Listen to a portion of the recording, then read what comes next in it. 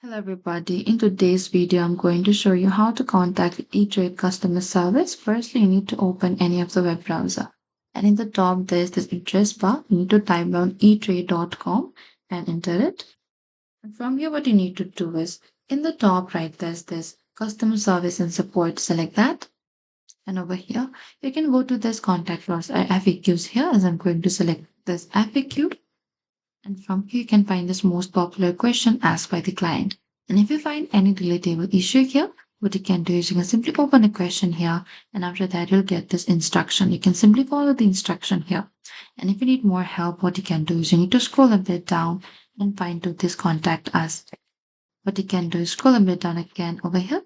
And if you need help with the E-Trade from Morgan Stanley or Morgan Stanley Private Bank, you can call to this number. Or you can also call to this Morgan Stanley at Work Stock Plan account over here.